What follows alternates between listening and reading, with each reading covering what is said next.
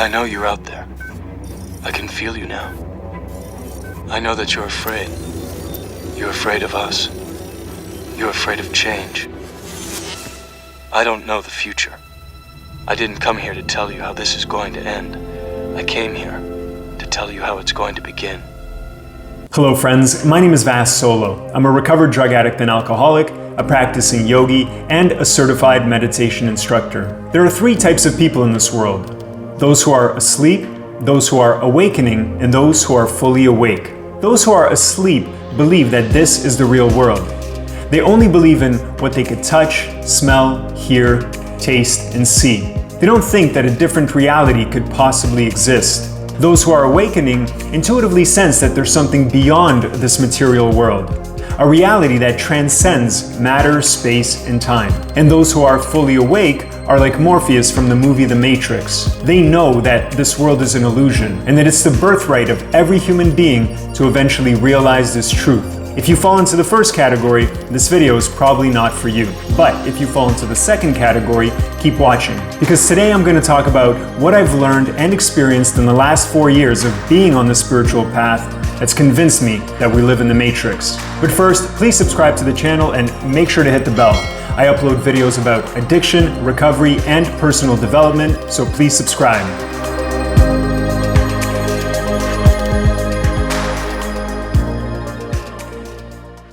Do you want to know what it is?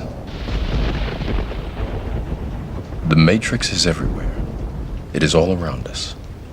Even now, in this very room, it is the world that has been pulled over your eyes to blind you from the truth. Let's begin by looking at some irrefutable facts that even a staunch materialist can't deny. The fact is that we don't actually know what the world looks like. The version of the world that we experience is shaped by two things. One, what our senses could perceive, and two, what our mind can interpret. This creates our limited and subjective experience of reality.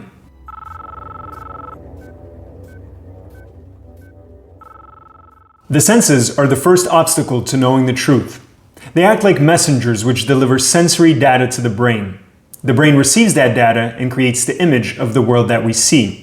So the world that we live in exists purely inside our head. We have no idea what the objective world actually looks like. If we had the eyes of a fly, it would look completely different. If we had a dog's nose, we'd smell things that we'd never smelled before. And if we had the ears of a bat, we'd hear a wider range of sounds. So the senses shape and limit our perception. Thanks to science, we now know that how we see things rarely reflects their reality. For example, to us, a rock looks solid. But if we look at it under a microscope, we'll see that it's mostly made up of space. Many examples like this could be given of how this world is not what it appears to be. What's cool is that some people have known this for thousands of years. The sages of India called this world Maya, which means magic or illusion. They knew what science has only recently discovered, that everything in this world is made up of energy vibrating at different rates. Now, the way science makes its discoveries is by studying the material world. And while its instruments are very sophisticated, they are still merely extensions of the five senses. The microscope and telescope enhance our seeing power. Satellites help us communicate over long distances. Thermometers extend our sense of touch by helping us accurately measure temperature. However, the information we collect from these instruments still has to be interpreted by the mind, which is the instrument that ultimately creates the image that we see in our head.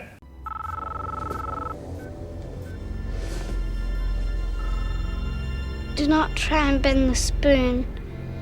That's impossible. Instead, only try to realize the truth. What truth? There is no spoon.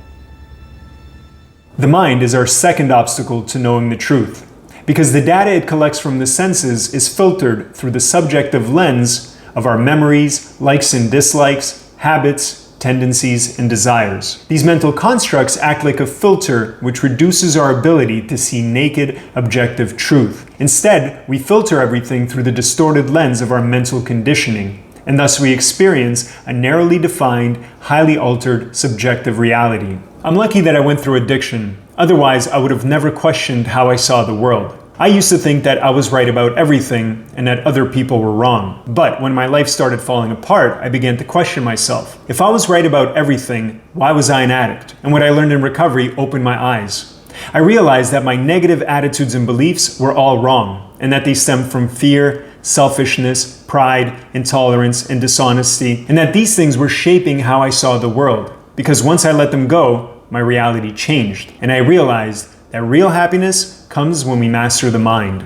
That in order to free ourselves from its acquired tendencies, we have to go within, where we can experience ourselves as pure consciousness. Just sit quietly for 5 minutes with your eyes closed and observe your thoughts without becoming involved, and you'll experience a more subtle and expansive aspect of yourself. Do this every day, and your narrow world of mental constructs will begin to dissolve. In the Yoga Sutras, its author Patanjali, an awakened master, said that we free ourselves by arresting the roaming tendencies of the mind. In the absence of fluctuations caused by the endless stream of thoughts, the mind becomes perfectly still and regains its intrinsic power of illumination.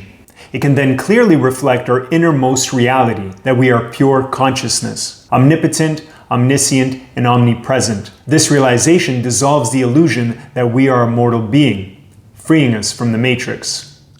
I know this steak doesn't exist. I know that when I put it in my mouth, the matrix is telling my brain that it is juicy and delicious. After 9 years, you know what I realize?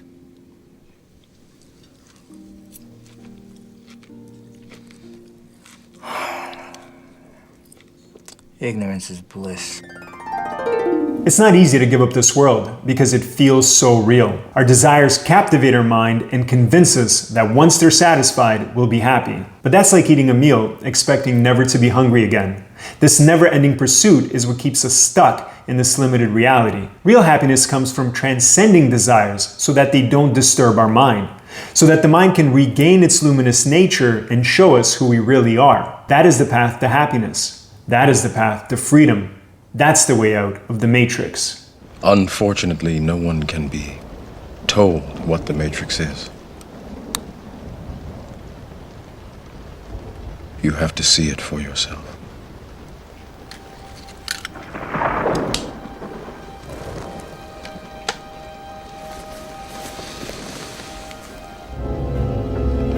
Remember, all I'm offering is the truth, nothing more.